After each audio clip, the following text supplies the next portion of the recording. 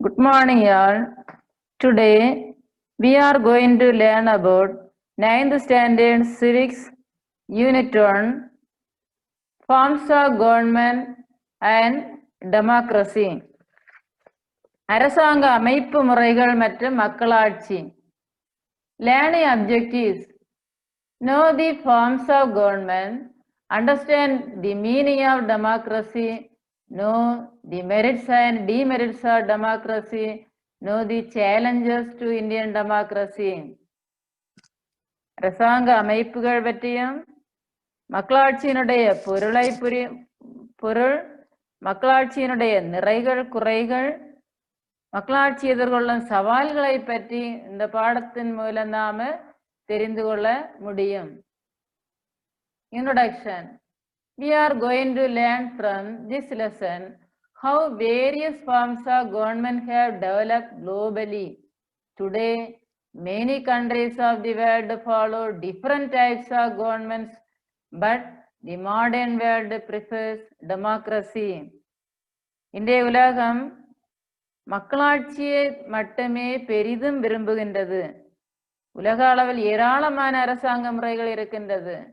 ஆனால் நவீன உலகில் மக்களாட்சி அமைப்பு முறையானது வளர்ச்சியடைந்து இருக்கின்றது என்று நாம் இந்த பாடப்பகுதி மூலமாக புரிந்து கொள்ள முடியும். Forms of government. The governance of nations differs significantly based on who has power. There are different forms of government: aristocracy, monarchy, autocracy, oligarchy, theocracy, democracy and republic. அதிகாரம் யாரிடம் உள்ளது? பல்வேறு வகையான அரசாங்கங்கள் இருக்கின்றது. நேம்லி அரிஸ்டோகிரசி, உயர் குடியாட்சி. மொனார்கி மீன்ஸ் மன்னராட்சி.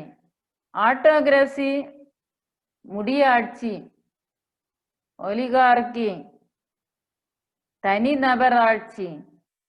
தியோக்ரசி சிறு குழு ஆட்சி. டெமோக்ரசி மக்களாட்சி. அண்ட் ரிப்பப்ளிக் குடியரசு ஆட்சி. இவை போன்று ஏராளமான வகைகள் இருக்கின்றது. ஃபர்ஸ்ட் ஆஃப் ஆல் அரிஸ்டோகிரசி, உயர் குடியாட்சி. A form of government in which power is in the hands of a small privileged ruling class or nobles. Examples: United Kingdom and Spain. உயர்குடிய ஆட்சி அதிகாரத்தில் அதிகாரமானது சிறு சிறப்புரிமைகள் பெற்ற ஆளும் வர்க்கத்தினரிடம் காணப்படுகிறது. For example, United kingdom England, Spain. Second one, monarchy, மன்னராட்சி. A system of government in which one person reigns supreme, usually a king or queen. Constitutional monarchy. Example: Bhutan, Oman and Qatar. ஒரு நபர், வழக்கமாக ஒரு அரசரால் அமைக்கப்படும் ஆட்சி முடியாட்சி. For example, Bhutan, Oman, Qatar இந்த 3 நாடுகளிலும் மன்னராட்சி காணப்படுகின்றது.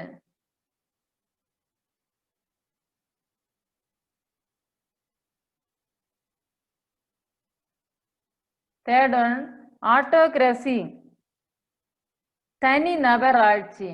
A system of government by one person with absolute power. ஒரு தனி நபருக்கு மட்டுமே அதிகமான அதிகாரம் இருக்கு. அந்த நபரால் அமைக்கப்படும் ஆட்சி ஆட்டோகிரசி என்று கூறுவார்கள். Example: North Korea and Saudi Arabia. வடகொரியாவிலையும் சவுதி அரேபியாவிலையும் இப்படிப்பட்ட இந்த வகையான ஆட்டோகிரசி முறையான அரசாங்கம் காணப்படுகிறது. Fourth one, oligarchy, சிறு குழு ஆட்சி. A small group of people having control of a country or organization. Example: former Soviet Union, China, Venezuela, and North Korea. மக்களில் ஒரு சிறிய குழுவானது ஒரு நாட்டையோ அல்லது அமைப்பையோ கட்டுப்படுத்துவது இதாகும். இப்படிப்பட்ட அரசாங்க முறை, ஒரு சிறு குழு ஆட்சி ஒரு நாட்டை கட்டுப்படுத்தும். இப்படிப்பட்ட அரசாங்க முறையானது காணப்படக்கூடிய நாடுகள் Soviet Union, former Soviet Union, முன்னாள் சோவியத் யூனியன் நாடு, சைனா, வெனிசுலா, நார்த் கொரியா, இப்படிப்பட்ட நாடுகளில் ஆலிகார்கி வகையான அரசாங்க அமைப்பு முறையானது காணப்படுகிறது. தியோக்ரசி. தியோக்ரசி என்பது மத குருக்கள் ஆட்சி. A system of government in which religious doctrines form the basis of government, headed by a priest who rules in the name of God or proclaims himself as a god. Example, Vatican. மத குருமார்களால் அமைக்கப்படும் ஆட்சி, மத குருமார்களின் ஆட்சி. For example Vatican, இந்த Vatican நகரில் மத குருக்களுடைய ஆட்சி காணப்படுகின்றது.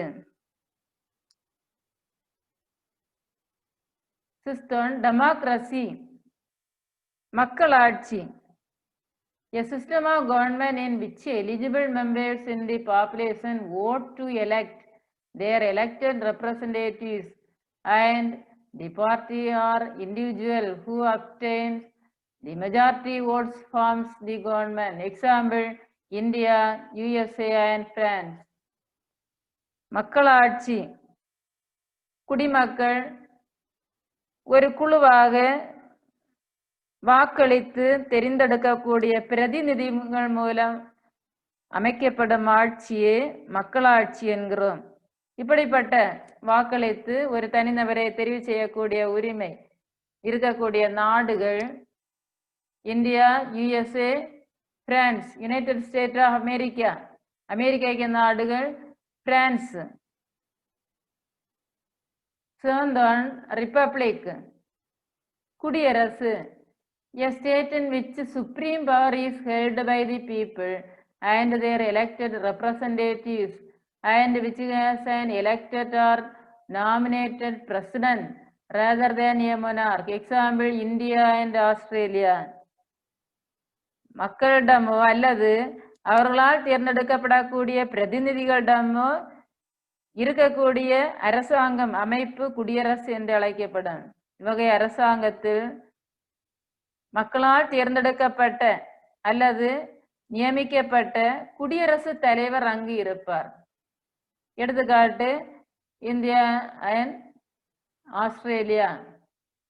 Do you know? உங்களுக்கு தெரியுமா?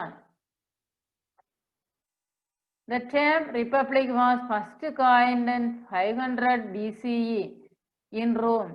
It is derived from res publica, a Latin word meaning public matter. BCE, before Christ era. Before, பொது ஆண்டுக்கு முன், பொது ஆண்டுக்கு பின் என்று இரண்டு வகையாக இதை வரலாற்றை பிரிக்கின்றார்கள். பிசிஇ என்பது பொது ஆண்டிற்கு முன். ரோம் நாட்டில் முதலாக இந்த ரிப்பப்ளிக் என்ற வார்த்தையானது பயன்படுத்தப்பட்டது. அந்த சொல்லானது வடிவமைக்கப்பட்டது ரோமாபுரியில். Rome இத்தாலியனுடைய capital. இந்த ரோமாபுரியில் தான் முதலாக பொது ஆண்டிற்கு முன் 500ஆம் ஆண்டில் இந்த குடியரசு என்னும் சொல்லானது வடிவமைக்கப்பட்டது. இந்த வார்த்தையானது it is derived from res publica, a Latin word meaning public matter. res publica என்னும் லத்தீன் மொழி சொல்லிலிருந்து பெறப்பட்டது. இதனுடைய பொருள் பொது விவகாரம் என்பதாகும். India became a republic on 26th January 1950. It is governed in accordance with the Constitution adopted on 26th November 1949, which came into force on 26th January 1915. November 26, 1949 இந்திய அரசியலமைப்பானது ஏற்றுக்கொள்ளப்பட்டு நடைமுறைக்கு வருகின்றது. ஏற்றுக்கொள்ளப்பட்டு நடைமுறைக்கு வந்த ஆண்டு நவம்பர் 26, 1949. ஆகவேதான் ஜனவரி 26, 1950 ஆண்டு இந்திய குடியரசு ஆண்டாக மலர்கின்றது. இந்திய குடியரசு republic day January 26, year 1950. What is democracy? Democracy is a form of government that allows people to choose their rulers. Only leaders elected by people should rule the country. People have the freedom to express views, freedom to organize, and freedom to protest. Democracy is a form of government. மக்களாட்சி என்பது மக்கள் தங்கள் ஆட்சியாளர்களை தெரிவு செய்யக்கூடிய ஒரு முறையாகும். Only leaders elected by people should rule the country. மக்களால் தேர்ந்தெடுக்கப்பட்ட தலைவர்கள் மட்டுமே ஆட்சி செய்ய முடியும். மக்கள் சுதந்திரமாக தங்களுடைய கருத்துக்களை வெளியிடலாம், ஒரு அமைப்பை ஏற்படுத்தலாம், போராட்டங்களையும் நடத்தலாம் என்ற உரிமையும் கிடைக்கின்றது. மக்களாட்சி நாட்டில் அனைத்து உரிமைகளும் கிடைக்கின்றது. Meaning of democracy. Democracy is a system of government in which the supreme power is vested in the people of a country, and the people elect their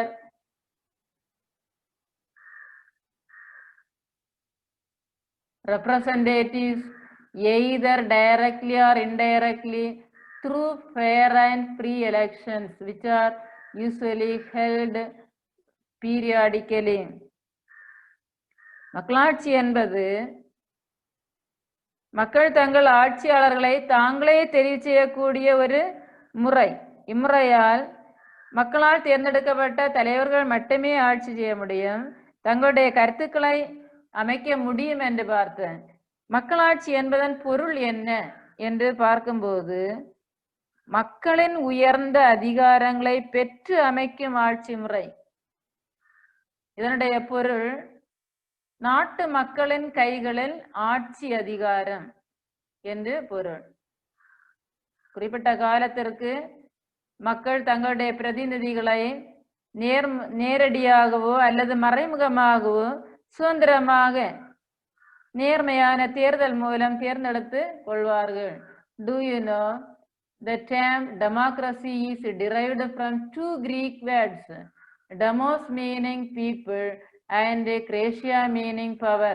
Thus, literally democracy means the power of the people. மக்களாட்சி என்னும் சொல் demos என்னும் சொல் மற்றும் Grazia என்றும் இரண்டு கிரேக்க சொற்களிலிருந்து பெறப்பட்டது. டெமோஸ் என்பது மக்கள், கிரேசியா என்பது அதிகாரம் என்று பொருள். மக்கள் அதிகாரம் இதனுடைய பொருள். Definition: according to Mahatma Gandhi, true democracy cannot be worked by 20 men sitting at the center. It has to be worked from below by the people of every village. இதனுடைய பொருள் வரையறை கொடுத்திருக்குது. ஒரு உண்மையான மக்களாட்சியை 20 பேர் குழுவாக அமர்ந்து கொண்டு செயல்படுத்த முடியாது.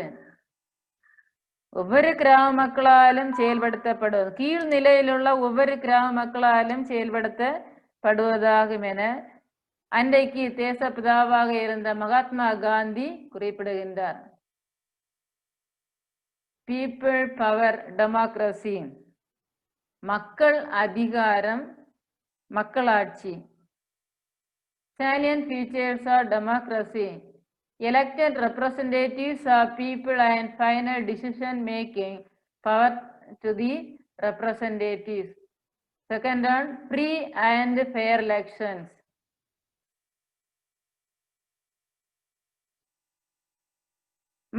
மக்களாட்சியினுடைய சிறப்பு கூறுகள், salient features of democracy.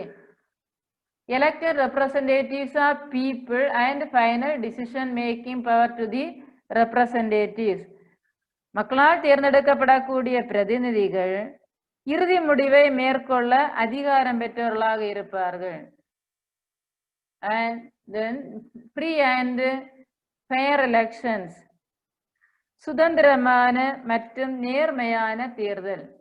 Abraham Lincoln, one of the presidents of USA, defines democracy as a government of the people, by the people and for the people. அமெரிக்காவின் குடியரசுத் தலைவராக இருந்தவர் ஆப்ரஹாம் லிங்கன். இவர் மக்களாட்சிக்கு பொருள் கூறுகின்றார். மக்களாட்சி என்பது மக்களால் மக்களுக்காக மக்களே நடத்தும் ஆட்சி என்று கூறுகின்றார். Of the people, by the people and for the people. மக்களால் மக்களுக்காக மக்களே நடத்தும் ஆட்சி என்று கூறியவர் அமெரிக்காவின் குடியரசுத் தலைவர் Abraham Lincoln. Voting right is with equal value to those who have attained the age of 18.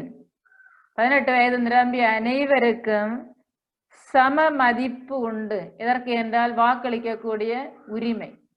வாக்களிக்கக்கூடிய வயது 18. Fundamental rights and protection of individual freedom.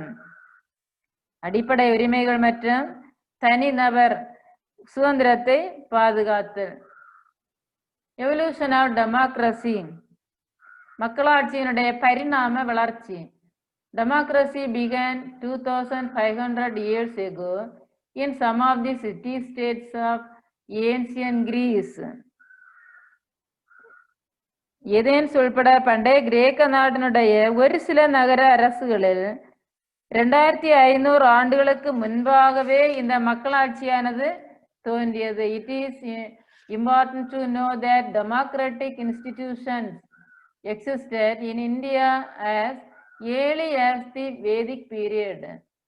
Chanakya's Arthashastra tells us that in ancient India, an autonomous village community was the basic unit of the local government. இந்தியாவின் வேத காலத்திற்கு முன்பாகவே மக்களாட்சி அமைப்பு முறைகள் இருந்திருக்கின்றது. உள்ளாட்சி அமைப்பின் அடிப்படை அலகுதான் சுய ஆட்சி பெற்ற கிராம குழு.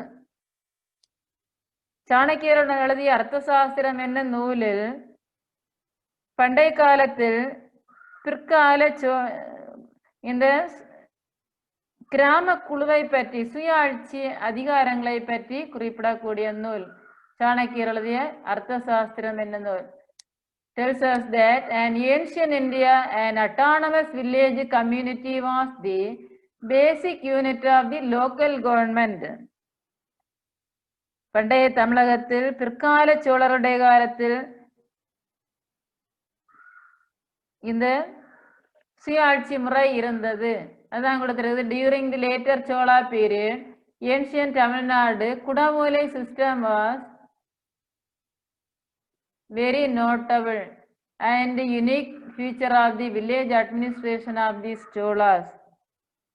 Kudavole முறை சோழர் காலத்தில் தலைவர்களை தேர்ந்தெடுக்க அந்த குறிப்பிட்ட நபர்களுடைய பெயரை எழுதி ஓலையில் எழுதி குடத்திலிட்டு குலுக்குவார்கள். எவருடைய பெயர் வருகின்றதோ அந்த நபரை தலைவராக தெரிவு செய்யக்கூடிய ஒரு நிலைமைதான் குடவோலை முறை என்று கூறப்படுவது. குடத்தில் குலுக்கி எடுக்கக்கூடிய முறை குடவோலை முறை சோழருடைய காலத்தில் இருந்தது. The evolution towards a democracy is represented by the following values: freedom, equality, fraternity, accountability, transparency and trust. மக்களாட்சியினுடைய செயல்பாடு சுதந்திரம், ஃப்ரீடம் சுதந்திரம், ஈக்குவாலிட்டி சமத்துவம், ஃப்ரெட்டர்னிட்டி சகோதரத்துவம், அக்கௌண்டபிலிட்டி பொறுப்புடைமை, டிரான்ஸ்பரன்சி வெளிப்படைத்தன்மை அண்ட் ட்ரஸ்ட் நம்பிக்கை. இதனுடைய மதிப்பீடுகளின் அடிப்படையில் மக்களாட்சியானது பிரதிபலிக்க தொடங்கியது. Types of democracy. There are two types of democracies. First one, direct democracy, and second one, indirect democracy. மக்களாட்சியானது இரண்டு வகைப்படும். ஒன்று நேரடி மக்களாட்சி, இரண்டாவது மறைமுக மக்களாட்சி. The types of democracy refers to the kind of government or social structures which allow people to participate equally. மக்களாட்சியினுடைய வகைகள் என்பது மக்கள் சமமாக பங்கேற்க அனுமதி அளிக்கும் சமூக அமைப்பு. அதுதான் அரசாங்க வகைகள் என்று சொல்லக்கூடியது. நேரடி மக்களாட்சி, மறைமுக மக்களாட்சி. Direct democracy, when the people themselves directly express their will on public affairs. The type of government is called pure or direct democracy. Example, ancient Greek city-state Switzerland. நேரடி மக்களாட்சி என்பது பொது விவகாரங்களில் மக்கள் நேரடியாக முடிவெடுப்பார்கள். For example, ancient Greek city-states and Switzerland. Indirect democracy or representative democracy. When the people express their will on people affairs through their elected representatives, the type of government is called indirect or representative democracy. மறைமுக மக்களாட்சி அல்லது பிரதிநிதித்துவ மக்களாட்சி. பொது விவகாரங்களில் மக்கள் தங்களது விருப்பத்தை தேர்ந்தெடுக்கப்பட்ட பிரதிநிதிகளின் மூலம் வெளிப்படுத்தும் அரசாங்க முறை மறைமுக மக்களாட்சி. மறைமுக மக்களாட்சிக்கு எடுத்துக்காட்டு இந்தியா, அமெரிக்க ஐக்கிய நாடுகள், இங்கிலாந்து சொல்ல. Forms of democratic government. மக்களாட்சி அரசாங்க அமைப்புகள். It is divided into two. One is parliamentary form of government, another one is presidential form of government. Parliamentary form of government, நாடாளுமன்ற அரசாங்க முறை. இதனுடைய எக்ஸாம்பிள் இந்தியா அண்ட் இங்கிலாந்து. இதுல யாரெல்லாம் இருப்பாங்கன்னா எலக்டோரேட், லெஜிஸ்லேச்சர், எக்ஸிக்யூட்டிவ். வாக்காளர்கள் இருப்பார்கள், சட்டமன்றம் இருக்கு, நிர்வாகம் இருக்கு. And another one is presidential form of government. Example, USA and France. இங்க யாரெல்லாம் இருப்பாங்கன்னா எலக்டரேட், எக்ஸிக்யூட்டிவ், லெஜிஸ்லேச்சர். இங்கே அதே போல வாக்காளர்கள், நிர்வாகம், சட்டமன்றம் இருக்கு.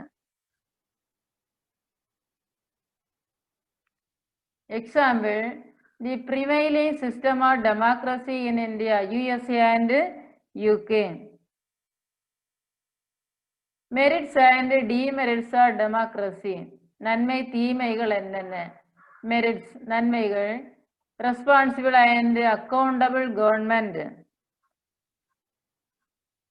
நேரடி மக்களாட்சியினுடைய நன்மைகள்ல முதல் நன்மை ரெஸ்பான்சிபிள் அண்ட் அக்கௌண்டபிள் கவர்மெண்ட்.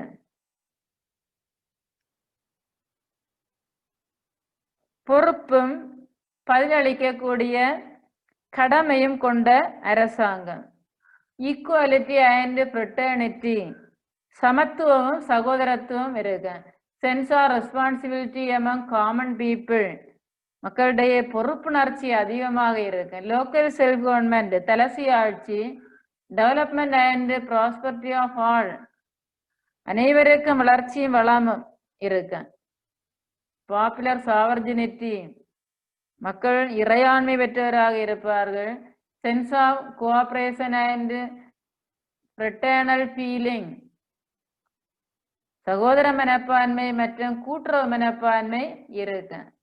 நன்மைகள்ல வந்து அதிகமான நன்மைகள் இருக்குது, டிமெரிட்ஸ் தீமைகளும் இருக்குது. Number 1, indirect or representative nature of democracy, மறைமுக அல்லது பிரதிநிதித்துவ முறை கொண்ட மக்களாட்சியா இருக்கு. Number 2, lack of interest in democratic process and hence lower turnout in elections, வாக்காளர்களிடையே போதிய ஆர்வமின்மை மற்றும் குறைந்த வாக்குப்பதிவு தான் இருக்கு. Number 3, instability in governance due to fractured mandate, சில சமயங்களில் நிலையற்ற அரசாங்கத்திற்கு வழிவகுக்கும். Number 4, delay in decision making process, முடிவெடுக்கும் முறையிலும் காலதாமதம் ஏற்படும். Democracy in India. India has a parliamentary form of democracy. The Indian Parliament comprises the elected representatives of people and makes the laws for the country. The participation of people in the decision making and the consent of citizens are the two important elements of the parliamentary form of government in India. இந்தியாவில் உள்ள மக்களாட்சியை பொறுத்தமட்டில் நாடாளுமன்ற முறையை கொண்டுள்ளது. இந்த நாடாளுமன்றத்தில் தெரிவு செய்யப்பட்ட மக்களால் தேர்ந்தெடுக்கப்பட்ட பிரதிநிதிகள் இருப்பார்கள். இந்த நாடாளுமன்றம் தான் மக்களுக்கு தேவையான, நாட்டுக்கு தேவையான சட்டங்களை உருவாக்கும், கொள்கைகளை எடுப்பது. இந்தியாவில் உள்ள நாடாளுமன்ற அரசாங்க முறையில் 2 வகைப்படும். இவை வந்து two important elements of the parliamentary form of government in India. You see in this picture, Parliament of India. It is situated in New Delhi. இதில் வந்து 545 எம்பிக்கள் இருந்து ஆலோசனை நடத்தி கொள்கை முடிவுகளை எடுக்கக்கூடிய இடம்.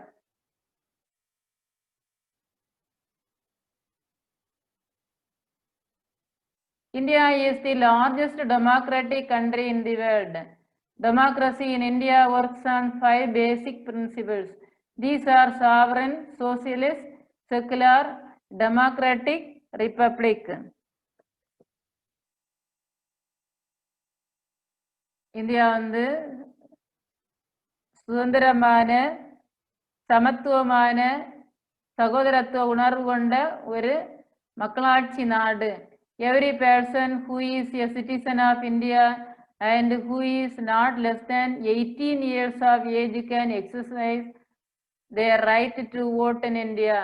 வாக்களிக்கும் வயது 18. Based on universal adult suffrage, there is no discrimination based on a person's caste, creed, religion, region, gender and education when it comes to providing the right to vote. 18 வயது நிரம்பி அனைவருக்கும் வாக்களிக்கக்கூடிய உரிமை உண்டு. ஜாதி, சமயம், இனம், பால், கல்வி தகுதி என பாரபட்சமின்றி அனைவருக்கும் வாக்களிக்கக்கூடிய உரிமை உண்டு. Do you know? The Parliament House in India was designed by the British architects Edwin Lutyens.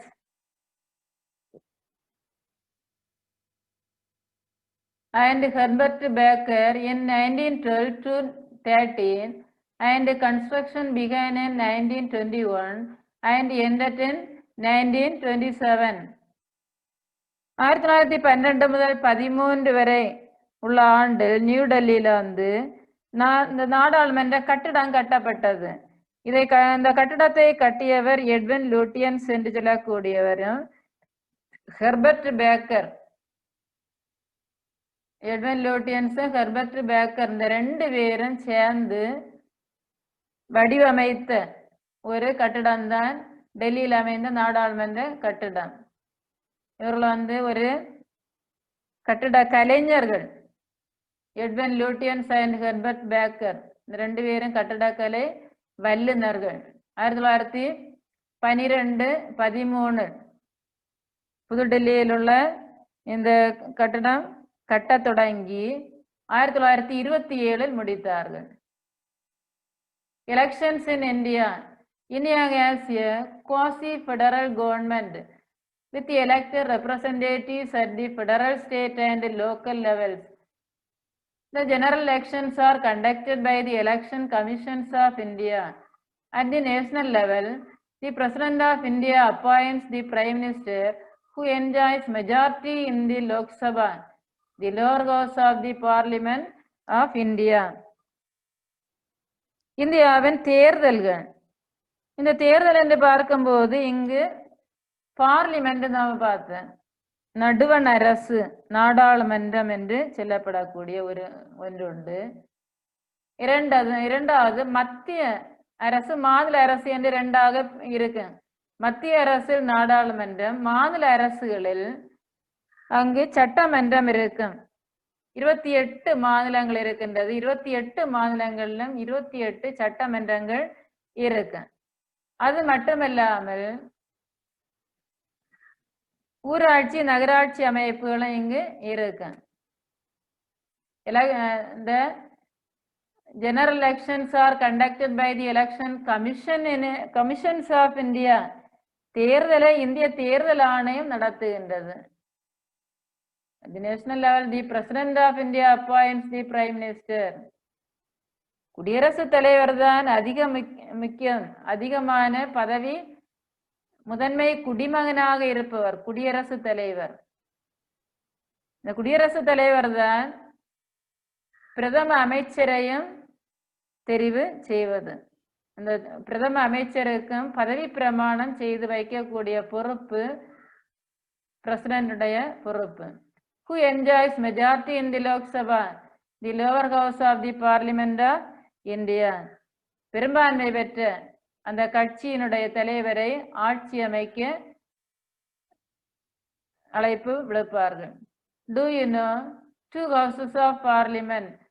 One is Lok Sabha and another one is Rajya Sabha. Lok Sabha, Rajya Sabha, அது lower house and house of people என்று அழைப்பார்கள். மேலவை என்றும் மாநிலங்களவை என்றும் அழைப்பார்கள். ராஜ்யசபா என்பது கீழவை அல்லது மக்களவை என்று அழைப்பார்கள். upper house or council of states. All members of the Lok Sabha are directly elected through general elections, which take place once in every 5 years.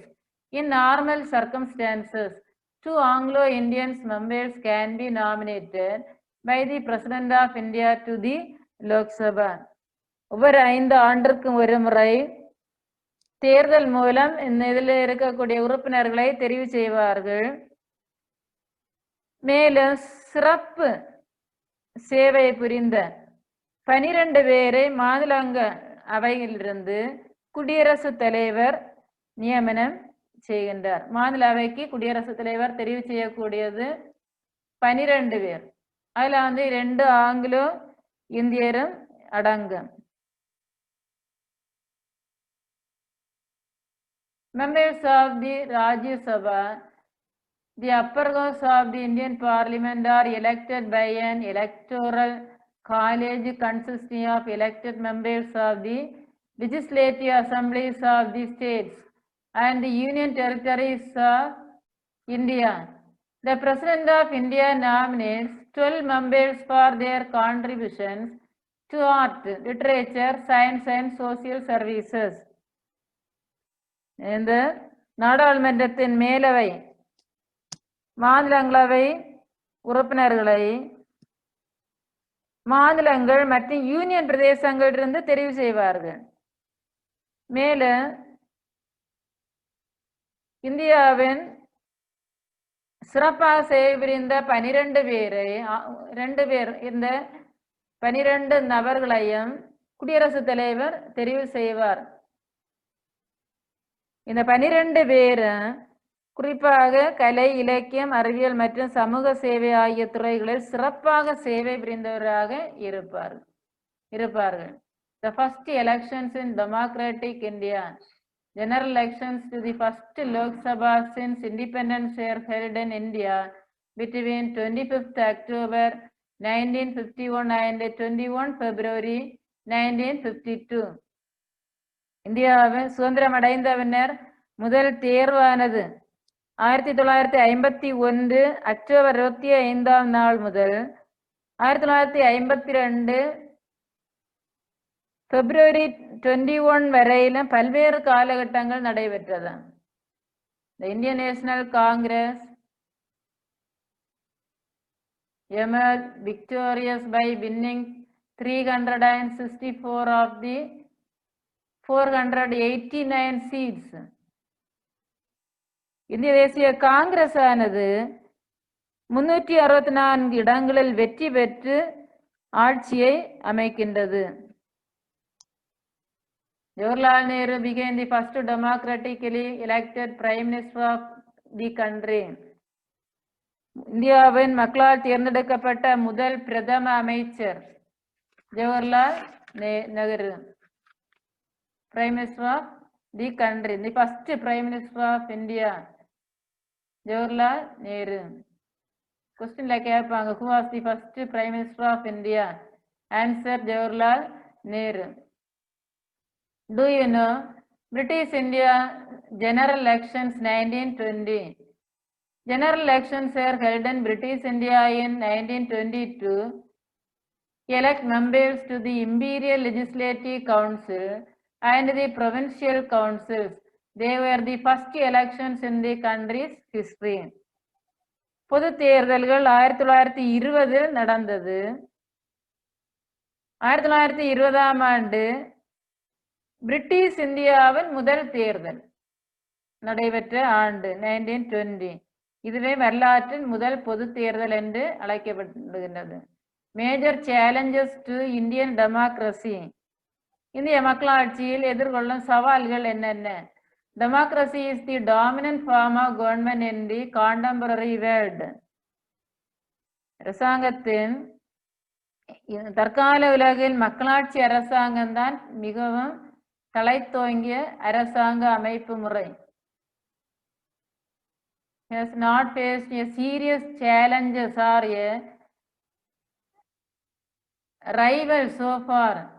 In the last 100 years, there has been an expansion of democracy all over the world. The various aspects of democracy and its challenges are. இந்திய மக்களாட்சி சில சவால்களை எதிர்கொள்கின்றது. என்னெல்லாம் சொன்ன? Number 1 இல்லிட்ரசி, கல்வி அறிவின்மை. எழுத்தறிவின்மை தான் இல்லிட்ரசி என்று சொல்வார்கள். செகண்ட் ஒன் பாவர்ட்டி, வறுமை. ஜெண்டர் டிஸ்கிரிமினேஷன், பாலின பாகுபாடு, ஆண் பெண் பாகுபாடு. ஃபோர்த் ஒன் ரீஜனலிசம், பிராந்தியவாதம், தேசியவாதம் என்று சொல்லுவாங்க. நம்பர் 5 காஸ்டிசம், ஜாதி. கம்யூனலிசம், வகுப்பு. அண்ட் ரிலீஜியஸ் ஃபண்டமெண்டலிசம், சமயவாதங்கள். நம்பர் 6 கரப்ஷன், ஊழல். நம்பர் 7 கிரிமினலைசேஷன் ஆஃப் பாலிடிக்ஸ், குற்றமயமாதல், அரசியல் குற்றமயமாதல். நம்பர் 8 பொலிட்டிக்கல் வயலன்ஸ், அரசியல் வன்முறை. இதெல்லாம் ஒவ்வொரு இந்தியாவில் இருக்கக்கூடிய மக்களாட்சி எதிர்கொள்ளக்கூடிய சவால்களாக இருக்கின்றது. Conditions for the success of democracy in India. Empowerment of the poor and illiterates to enjoy the goodness of democracy. ஏழைகள் மற்றும் எழுத்தறிவற்றோருக்கு ஏராளமான சலுகைகளை கொடுக்கின்றது அரசு. Willingness among the elected people not to misuse their powerful position and public wealth.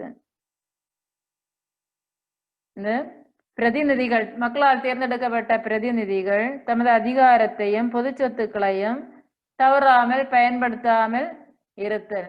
Eradication of social evils and dangers from which democracy suffers. சமூக தீமைகள், சமூக கொடுமைகளை ஒழித்தல். And impartial and efficient press to form public opinion. பாரபட்சமற்ற திறமை மிக்க ஊடகங்களுடைய தேவையை உணர்தல். Presence of strong public opinion. பொதுமக்களுடைய கருத்து வலுவான முறையில் இருத்தல். Feeling of tolerance and communal harmony among the people. சகிப்புத்தன்மை, மத நல்லிணக்கம் நிலவ வேண்டும். Tolerance, மத சகிப்புத்தன்மை. Awareness among the people of the fundamental rights that they are entitled to enjoy. விழிப்புணர்வு இருக்க வேண்டும். அடிப்படை உரிமைகள் பற்றிய விழிப்புணர்வு மக்களுக்கு இருக்க வேண்டும். Conscious, check the vigilance on the working of the elected representatives. விழிப்புணர்வு ஏற்படுத்த வேண்டும். மக்கள் பிரதிநிதிகளுடைய செயல்பாடுகளை கண்காணிக்க வேண்டும். பவர்ஃபுல் அண்ட் ரெஸ்பான்சிபிள் ஆப்போசிஷன், வலுவான பொறுப்பு மிக்க எதிர்கட்சியும் இருக்க வேண்டும். Indian democracy can be successful and vibrant only when its citizens imbibe and reflect in their behavior the basic democratic values like equality, freedom, social justice, accountability and respect for all. மக்களாட்சியினுடைய பண்புகள் எதெல்லாம் சொன்ன, அனைவருக்கு மதிப்பு கொடுக்க வேண்டும். சமத்துவம், சுதந்திரம், சமூக நீதி, பொறுப்புணர்வு, அனைவருக்கு மதிப்பு கொடுத்தல். Equality, freedom, social justice, accountability and respect for all. Their mindset, thinking and behavior are expected to be in tune with the essential conditions of democracy. They are to appreciate the opportunities for their desired roles like participation, making the system accountable, fulfilling obligations and playing proactive roles to actualize the goals of democracy. மக்கள் தாங்களாகவே முன்மாதிரியாக இருந்து கடமை உணர்வோடு செயல்பட்டு பொறுப்புகளை உணர்ந்து தமக்களிக்கப்பட்ட வாய்ப்புகளுக்கு மதிப்பளிக்க வேண்டும் என்பதே மக்களாட்சியினுடைய குறிக்கோள். Thank you.